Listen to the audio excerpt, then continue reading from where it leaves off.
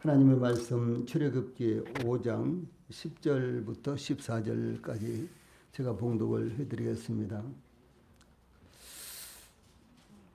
하나님의 말씀 출애굽기 5장 10절 말씀부터 제가 봉독을 해드리겠습니다.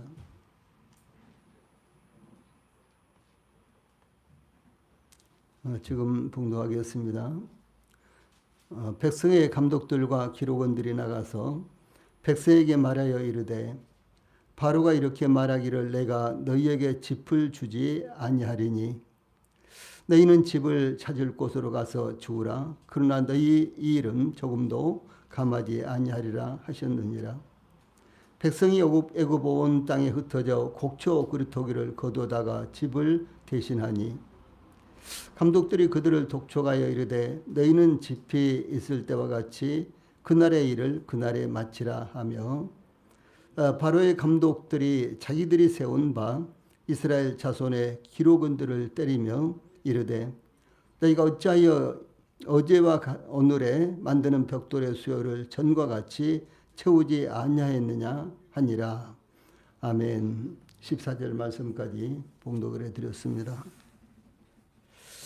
출애굽기 5장 10절로 14절 말씀을 통해서 오늘 저녁에는 극도의 시련 속에서 갖는 소망, 이런 주제로 말씀을 전해드리겠습니다. 애굽에 있었던 이스라엘 백성들이 날이 갈수록 극도의 시련 가운데서 낙심하고 있었고요. 그러나 이제 하나님께서 말씀하시고 그리고 하나님께서 역사를 하셨기 때문에 백성들 중에 소수는 소망을, 그런 가운데서도 소망을 갖고 있었습니다. 이와 같이 오늘날에도 이제 세상의 흐름이라든가 혹은 또 여러 가지 상황들을 생각을 해볼 때요, 갈수록 실망스러운 일들이 많고 저희들도 낙심할 만한 이와 같은 일들이 많지만 우리 주님의 계시기 때문에 주님께서 저희들을 향해서 계속해서 말씀하시고 계시기 때문에 저희들이 여러 가지 어려운 시련 속에서도 소망을 가질 수 있다라는 이와 같은 말씀이 되는 것입니다. 이 모세와 아론이 애굽왕 바로 앞에 나가서 광야에서 하나님께 제사를 드릴 수 있도록 이스라엘을 보내라는 하나님의 말씀을 전했을 때 애굽왕 바로는 적반하장의 가혹한 반응을 일으켰습니다. 이스라엘에게는 마치 긁어 부스럼을 만든 꼴이 되어 애굽왕 바로뿐만 아니라 이스라엘 백성들까지도 반발을 일으키는 결과가 나타났던 것입니다. 애굽왕 바로는 이스라엘을 보내라는 하나님의 말씀을 전했을 때 이스라엘 백성들이 벽돌을 만들 때 사용할 짚을 주지 않고 스스로 채취해서 벽돌을 만들 때 벽돌의 수량은 감하지 않고 전과 같이 동일한 수량의 벽돌을 만들도록 명령하였습니다. 애굽왕 바로는 이스라엘이 광야에 나가서 하나님께 제사를 드리려고 하는 것은 이스라엘이 게으르기 때문이라고 단정지었습니다. 그러므로 애굽왕 바로는 이스라엘 백성들의 노동을 더욱 무겁게 하므로 그들로 거짓말을 듣지 않게 하라고 지시하였습니다. 또한 애굽왕 바로는 모세와 아론이 전달한 하나님의 말씀을 거짓말을 하고 무시했던 것입니다. 그러므로 애굽왕 바로는 하나님의 말씀을 모세와 아론이 전하자 첫째는 이스라엘 백성들이 게을러서 그런 생각을 한다, 이렇게 이야기를 하고요. 그 다음에는 하나님의 말씀을 전했는데도 불구하고 거짓말이다, 이렇게 무시했던 것입니다. 그러므로 이스라엘 백성들은 발등에 떨어진 불처럼 고통이 더욱 가중된 현실을 맞이하게 되었습니다. 먼저 10절로 11절 말씀에는 애굽왕과 백성들까지도 반발하는, 애굽왕뿐만 아니라 백성들까지도, 이스라엘 백성들까지도 반발하는 내용이 나타나고 있습니다. 이 백성의 감독들과 기록원들이 백성들에게 나아가 10절 11절에 보면 바로가 이렇게 말하기를 내가 너희에게 짚을 주지 아니하리니 너희는 짚을 찾을 곳으로 가서 주우라. 그러나 너희 일은 조금도 감하지 아니하리라 하셨느니라. 이렇게 애굽 왕 바로의 말을 전달하며 그 명령에 따라서 그들에게 부과된 작업을 하라고 지시했습니다. 이 감독들과 기록원들은 그들로서는 애굽 왕 바로의 명령을 따라서 이스라엘 백성들에게 작업을 지시할 수밖에 없는 위치에 있었습니다. 그들은 중간 공직자들로서 혹은 중간 주자들로서 애굽 왕 바로의 명령을 받아 그것을 성실하게 수행하는 것이 다만 그들의 임무였던 것입니다. 이 모세와 아론이 애굽 왕 바로에게 이스라엘의 하나님 여호와께서 1절 내 백성을 보내라 그러면 그들이 광야에서 내 앞에 절기를 지킬 것이니라 이렇게 명령하신 대로 전달했는데 그때 2절에 보면은 여호와가 누구이기에 내가 그의 목소리를 듣고 이스라엘을 보내겠느냐 나는 여호와를 알지 못하니 이스라엘을 보내지 아니하리라 라고 대답을 했고요. 이 당일에 이스라엘 백성의 감독들과 기록원들에게 이스라엘 백성들에게 7절 8절 다시는 벽돌 소형의 집을 전과 같이 주지 말고 그들로 가서 스스로 죽게 하라. 또 그들이 전에 만든 이 벽돌 수레대로 그들로 만들게 하고 감하지 말라 이렇게 명령을 했습니다. 이 당일에 그러니까 모세와 아론이 하나님의 말씀을 전했는데 바로 그 당일에 애굽 왕 바로는 정말 기회가 왔다 이때다 뭐 이렇게 생각한 것처럼요 이스라엘 백성들의 그 노역을 가중을 시켰다라고 하는 사실입니다. 이와 같이 이스라엘의 작업 감독들과 기록원들은 이스라엘에 대한 동정심이 전혀 없었습니다. 다만 그들은 애굽 왕 바로의 명령대로 이스라엘 백성들에게 지시하여 그대로 성과를 내려고 했던 것입니다. 그러므로 이스라엘 백성들은 흙으로 벽돌을 만드는 것 외에도 짚을 주어야 하는 작업이 더 부과되었던 것입니다. 11절 전반부에 너희는 짚을 찾을 곳으로 가서 주우라 라는 말씀에 따라서 짚을 찾을 곳은 쌀농사를 하는 농촌으로 가서 짚을 주워 모으라는 것이었습니다. 나일강 하류의 거대한 삼각주 지역은 비옥한 농경지가 형성되어 있었기 때문에 그곳에는 전통적으로 벼농사가 이루어지고 있었습니다. 또한 나일강 하류의 삼각주 지역은 이스라엘 백성들이 거주하도록 할당받은 고센 땅과 가까운 곳에 있었으므로 이스라엘 백성들은 먼저 들로 나가 벽돌 제작에 필요한 대로 지푸라기들을 주어야만 했던 것입니다. 이와 같이 이스라엘 백성들에게 지푸라기를 주어야 하는 일이 부과되었는데도 불구하고 애굽 왕 바로는 11절 후반절에 그러나 너희 일은 조금도 감하지 아니하리라. 그러니까 이 벽돌을 만든 수량은 감해주지 않는다라고 하는 것입니다. 그래서 이와 같이 새로운 지시를 내린 것입니다. 지금까지 이스라엘 백성들이 애굽에서 430년 동안이나 거주하였지만 이스라엘 백성들은 상당 기간 탄압을 받지 않았습니다. 처음에는 오히려 좋은 대우를 받았습니다. 그러나 이스라엘 백성들이 번성하자 애굽 왕 바로는 이스라엘을 억압하고 탄압하기 시작하였습니다. 이제 이스라엘 백성들이 광야로 나가서 하나님께 제사를 드리겠다고 하니까 이스라엘을 극단적으로 탄압하기에 이르렀던 것입니다. 이와 같이 사탄과 세상은 하나님의 백성들이 아무것도 하지 않으면 사이좋게 지내려고 하지만 하나님의 백성들이 하나님의 복음을 전하며 하나님의 나라를 위해 헌신하려고 하면 하나님의 백성들을 탄압하며 거칠게 대하는 것입니다. 예수님께서 나사렛에서 약 30년 동안 가족들을 돌보며 사실 때에는 사탄이 예수님의 일을 방해하지 않았습니다. 예수님은 그 동생들과도 사이가 좋았을 것으로 추정이 됩니다. 다시 말해서 예수님이 30년 동안 이제 가정에서 가족들을 돕고 또 아버지를 돕고 이렇게 이제 사사로운 생활을 하고 있을 때는 아마 예수님과 그 예수님의 동생들과의 관계가 대단히 좋았을 것으로 생각이 듭니다. 그러나 예수님께서 30살이 되었을 때 세례요한에게 세례를 받고 물에서 올라오실 때 하늘이 열리고 하나님의 성령이 비둘기같이 내려 예수님 위에 임하셨으며 하나님께서 공식적으로 이는 내 사랑하는 아들이요 내 기뻐하는 자라. 마태복음 3장 17절 말씀입니다. 이렇게 선언하시자 마귀가 예수님께 나타나 예수님을 3번이나 연속적으로 시험을 했습니다. 우리 교회도 세상 교회처럼 복음을 전하지 않고 구원받은 사람과 받지 못한 사람을 구분하지 않는다면 많은 사람들이 더해져서 교회가 양적으로 크게 부흥할 것입니다. 그러나 우리가 복음을 전하려 하거나 전하면 교회 안에서도 문제가 발생하고 마귀와 세상은 교회를 핍박하고 다양한 문제가 발생하도록 부추기는 것입니다. 이와 같은 현상은 우리 교회와 성도들이 하나님의 말씀을 따라 살려고 할 때 일어나는 현상으로 교회와 우리의 시선을 하나님의 복음과 교회로부터 우리 자신과 세상으로 돌리려고 하는 것입니다. 그러므로 우리 교회와 성도들이 더욱 하나님과 복음에 집중해야 된다라는 사실을 여기서도 발견할 수가 있습니다. 다음에 12절로 13절에서는 백성들을 다그치는 감독들의 모습을 볼 수가 있습니다.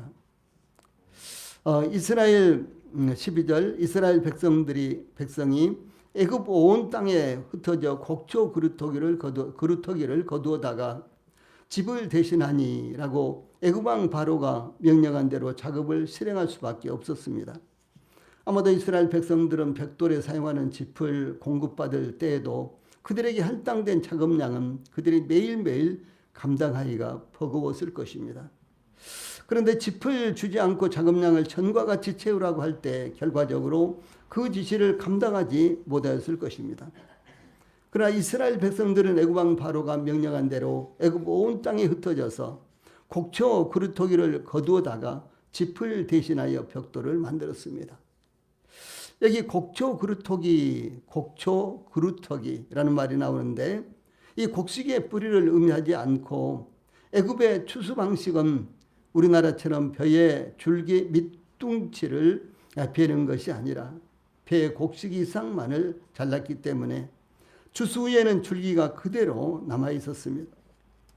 우리나라는 벼를 벨 때 벼 밑둥을 이렇게 베잖아요. 그래서 이제 그 벼단은 뭐 짐승들의 먹이로도 사용하고 내지는 뭐 초가지붕을 잇는데 울타리를 만드는데 등등 이렇게 또 사용합니다. 그 외에도 뭐 사용 용도가 참 많이 있죠. 뭐 가마니를 만들고 새끼를 꼬고 등등 이렇게 사용 용도가 많이 있잖아요. 예, 그래서 우리나라는 이 벼를 벨 때에 이와 같이 이제 그 벼의 그 밑둥을 이렇게 잘라서 베는데 저 동남아시아만 가도 그렇게 하지 않습니다. 동남아시아만 가도 그냥 중간중간을 이렇게 잘라버려요. 그래 참 어떻게 저렇게 그렇게 중간중간을 자르고 다니니까 그 벼를 벤 이와 같은 논을 보면요. 우리의 시각으로는 도대체 벼를 뱄는지 안 뱄는지 예, 그런 생각이 들 정도고요. 그 다음에 이제 2모작, 3모작 하고 이렇게 하니까 이제 벼가 익어서 벼를 이렇게 자르고 다니면은 그 중간중간에서 또 이렇게 올라와요. 예. 그러니까 이제 벼를 이 이삭을 베기도 전에 또 다시 가운데 또 씨를 뿌려가지고 또 벼 이삭이 이렇게 올라오고 뭐 그런 식이더라고요. 아마 나일강 하류 그러니까 이스라엘 백성들이 살고 있었던 그 삼각주 나일강 하류 삼각주 그리고 이제 이 이스라엘 백성들이 살고 있었던 고센 땅 그 지역에는 이 벼농사가 참 많이 있었는데 그 벼농사를 이렇게 할 때 이제 이 밑둥을 이렇게 자르는 것이 아니라 이삭을 잡고 이렇게 중간중간 이렇게 잘라서 아마 그렇게 그 추수를 했던 것 같아요. 그래서 이 애굽의 추수 방식은 우리나라 벼의 줄기, 우리나라처럼 벼의 줄기 밑둥치를 베는 것이 아니라 벼의 곡식 이상만을 잘랐기 때문에 추수 후에는 줄기가 그대로 남아 있었다는 것이죠. 그러므로 이스라엘 백성들이 그 줄기를 잘라다가 벽돌을 만드는 데 사용하기 위해서 남은 부분을 채취하러 다녀야 했던 것입니다. 그러나 그 줄기를 잘라온다고 할지라도 그대로 사용할 수가 없으며 그 줄기를 잘라다가 잘게 썰어야만 벽돌을 만드는 데 사용할 수가 있었습니다. 그러므로 이스라엘 백성들에게는 작업이 더욱 가중되었던 것입니다. 제가 어렸을 때 소위 그 새마을 운동 시작을 하면서 흙벽돌을 이렇게 만들었다고 그랬죠. 동네마다 흙벽돌을 만들고 저희 집에서도 흙벽돌을 많이 만들어서 여기저기에 이렇게 사용을 했는데 이렇게 이제 저희 고향에는 이제 짚이 많이 있으니까 벼농사하고 짚이 많이 있으니까 이제 짚을 넣는데 짚을 작두에다가 이렇게 한 이만큼씩 길이 정확하게는 모르겠는데 아무튼 그만큼씩 길이로 이렇게 작두에다가 썰어 가지고 그것을 흙에다가 이렇게 섞어서 그래서 이제 벽돌을 만들어서 그리고 이제 그늘에다가 이렇게 마르면은 벽돌이 아주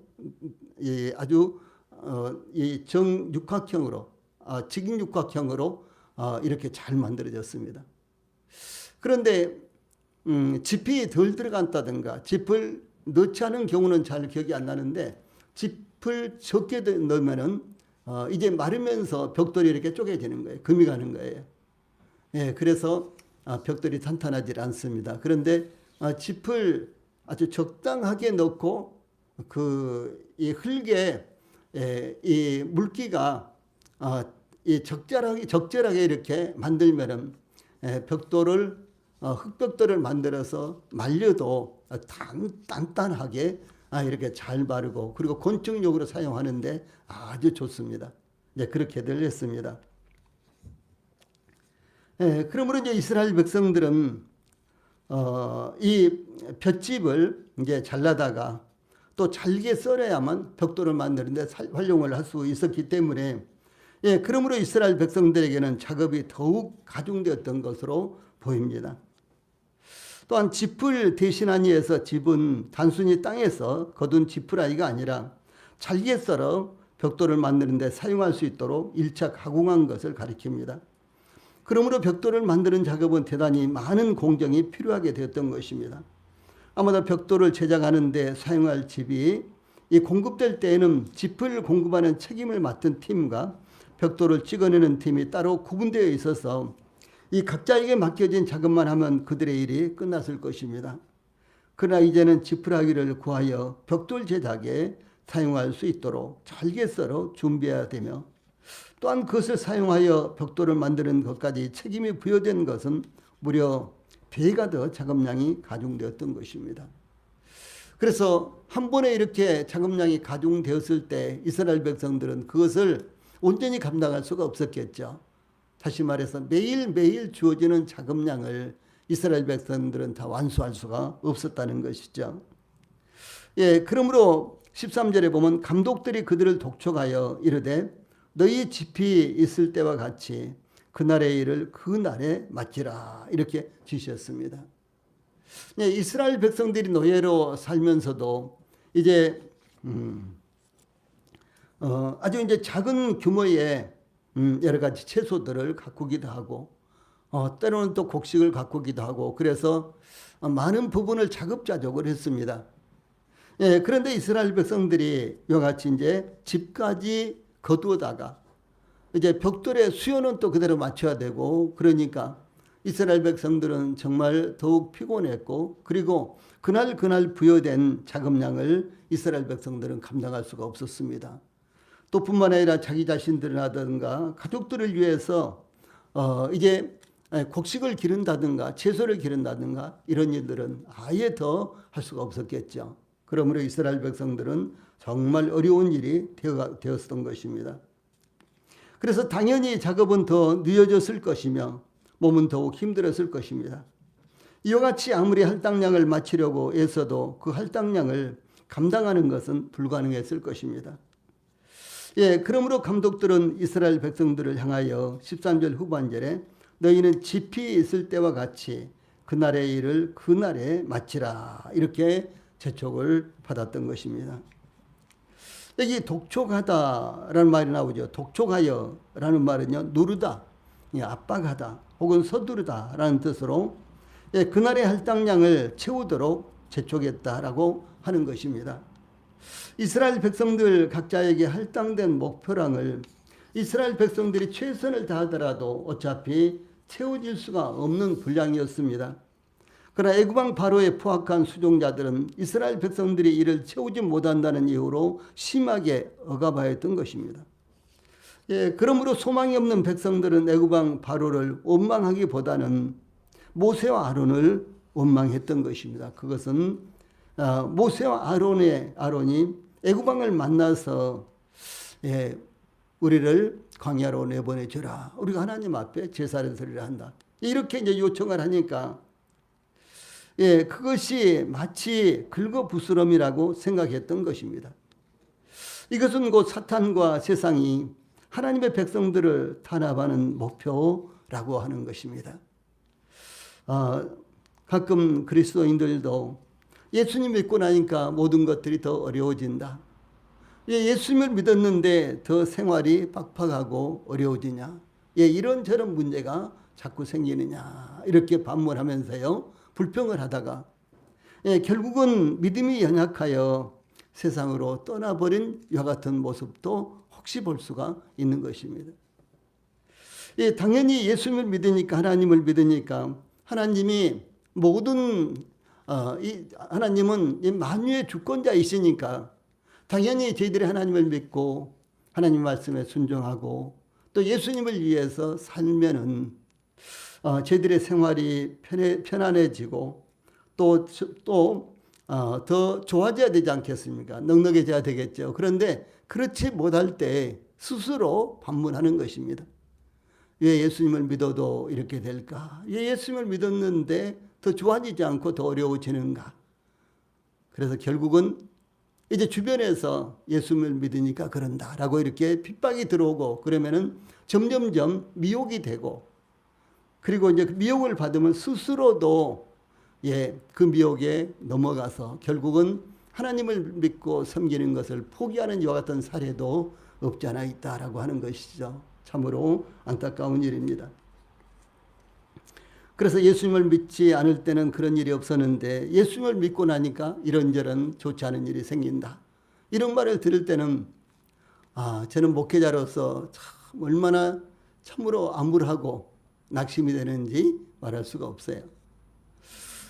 그런데 이제 본인들은 더더욱 그렇게 생각이 든다면은 정말 낙심이 많이 되겠죠. 그래서 예수님을 믿는 것이 잘못인가 등등 이런 이제 유혹도 받게 된다는 것이죠.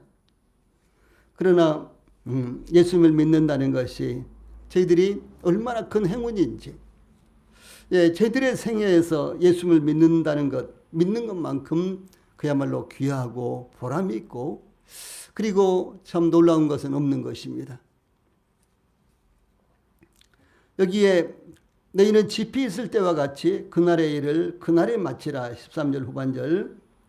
이렇게 이제 마치라는 이 말은요, 하나도 남김없이 철저히 완수하라 라는 이와 같은 의미입니다. 이스라엘 백성들은 최선이 아니라 감당이 불가능한 일을 강요당하였습니다. 그러므로 이러한 시련을 당할 때 그들은 더욱 하나님을 의지하며 애굽의 속박으로부터 벗어나기 위해 그들이 결속해야 할 때였습니다.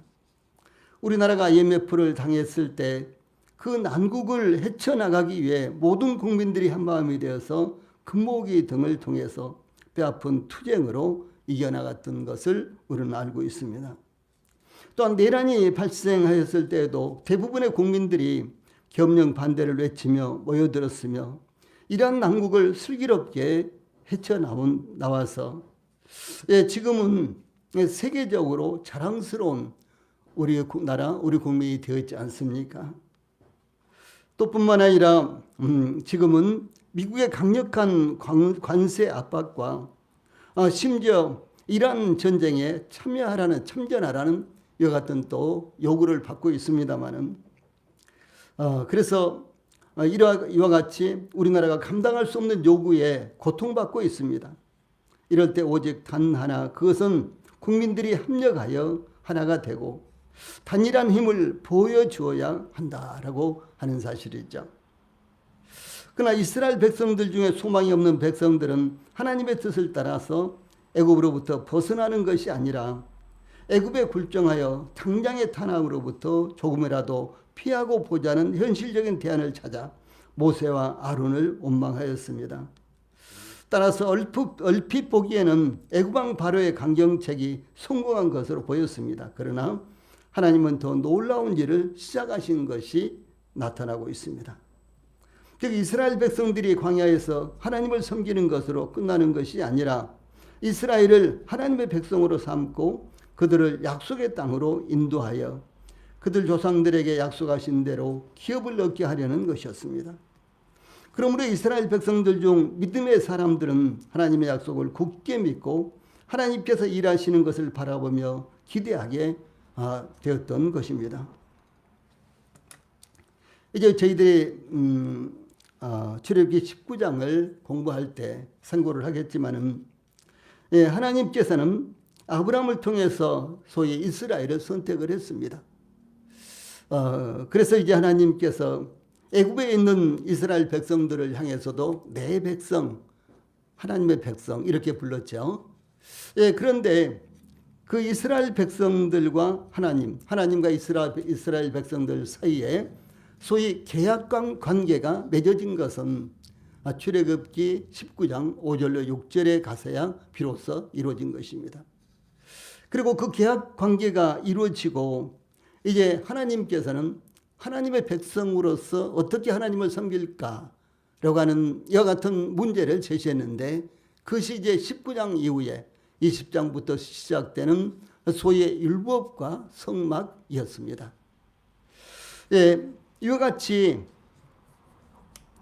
하나님께서 이스라엘을 일찍이 선택하셨고 아브라함을 통해서 부르셨지만 그러나 하나님께서 이스라엘을 자기 백성으로 삼기 위해서 계약을 체결했고 그리고 이제 그 계약대로 하나님께서 하나님의 백성들을 위해서 함께 하셨고 또 하나님의 백성들에게 하나님을 어떻게 섬길 것을 제시하는 이와 같은 모습이 나타나고 있습니다.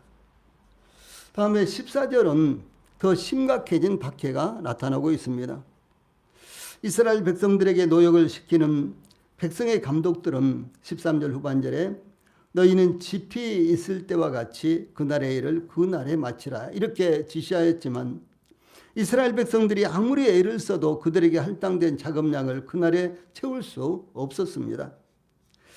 그러자 바로의 감독들이 14절 바로의 감독들이 자기들이 세운 바 이스라엘 자손의 기록원들을 때리며 이르되 너희가 어찌하여 어제와 오늘에 만드는 벽돌의 수요를 전과 같이 채우지 아니하였느냐. 14절 그렇게 아주 더욱 가혹하게 박해하였으며 기록원들이 매로 때리기까지 기록원들을 매로 때리기까지 했다라고 하는 사실입니다.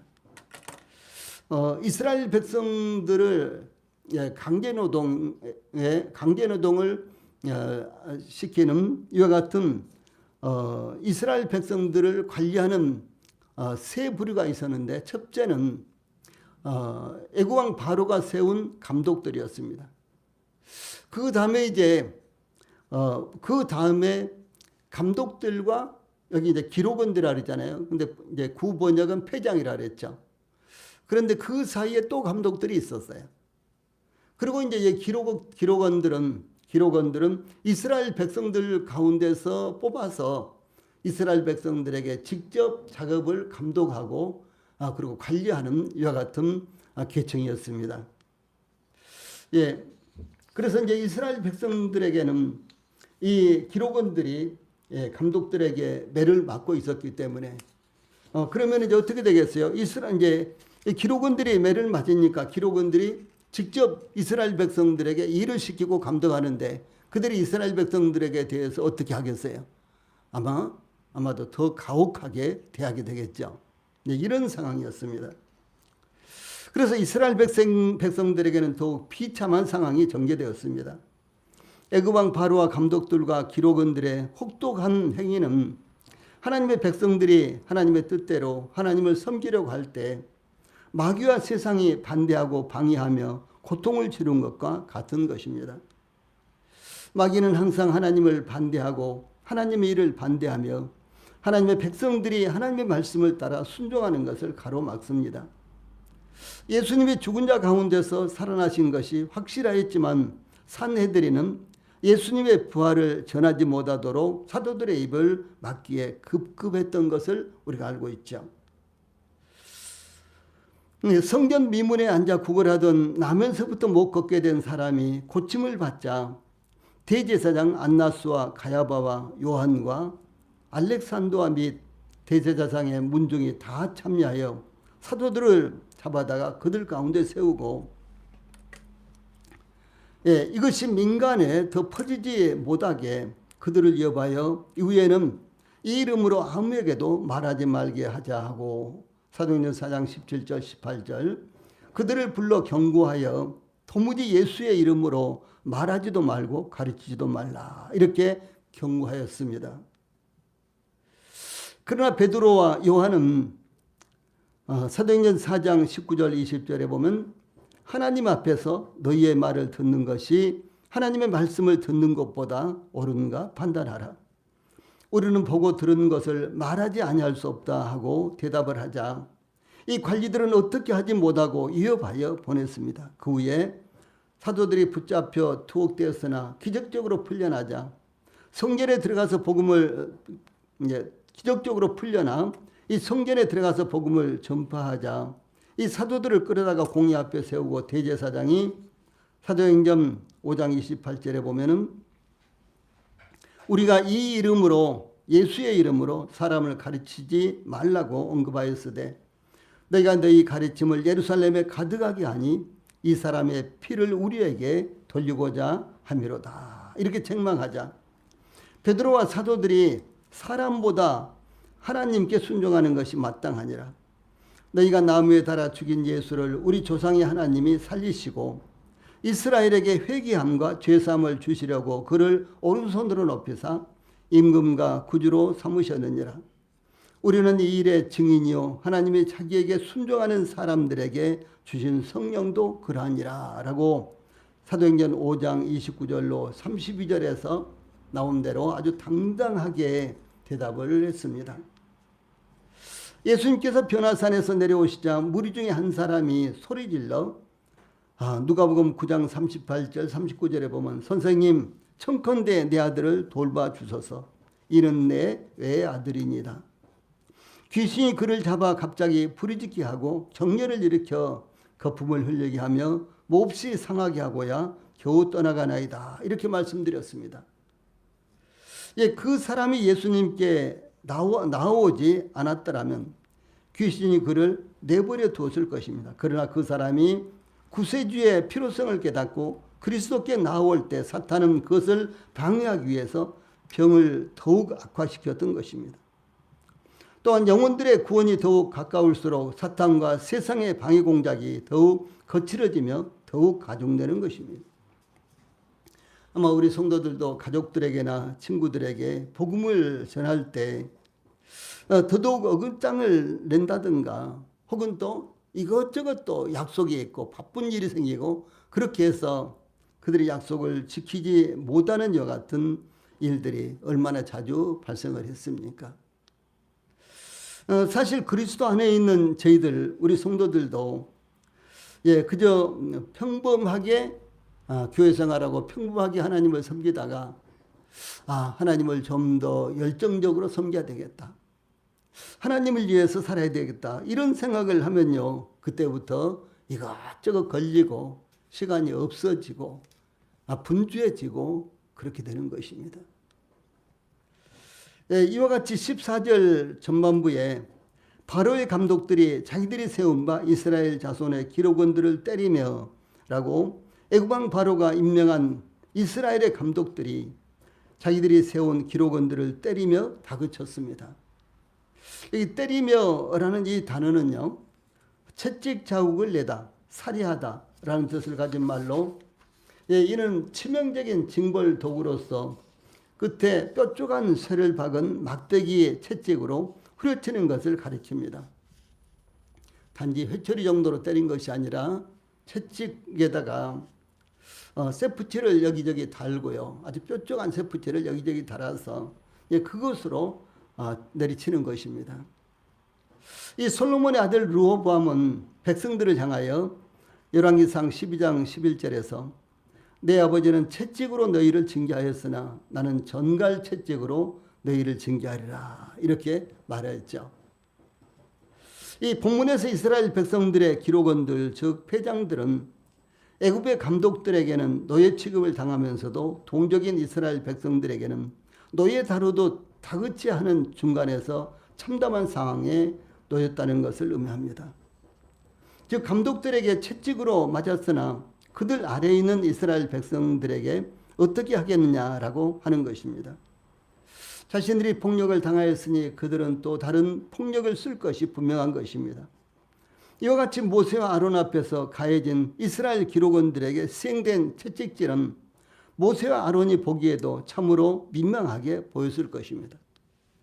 그러나 이스라엘 기록원들에게 가해진 살인적인 채찍은 하나님의 사원으로 보내진 모세와 아론에게 보란듯이 항거하는 애굽왕 바로의 어리석은 모습을 나타내고 있는 것입니다. 애굽왕 바로가 감독들을 통해 이스라엘의 기록원들을 때린 것은 하나님의 지시 곧 하나님의 말씀을 물리적인 힘으로 제거하려는 어리석은 짓이었습니다. 사탄과 세상은 이와 같은 물리적인 힘으로 영적인 사역을 막으려고 시도하는 것입니다. 예루살렘의 대제사장들과 장로들, 즉 종교인들은 물리적인 힘으로 복음을 막으려고 했지만 오히려 복음은 사마리아와 안디옥과 세계를 향하여 뻗어나갔습니다. 영적인 일에 물리적인 힘이 가중되면 될수록 하나님의 개입의 때가 가까워지며 또는 하나님의 구원의 때가 가까워진다는 것을 애굽왕 바로는 깨닫지 못하였던 것입니다.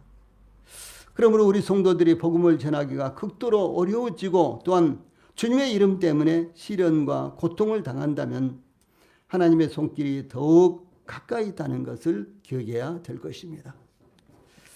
기도하시고 마치겠습니다.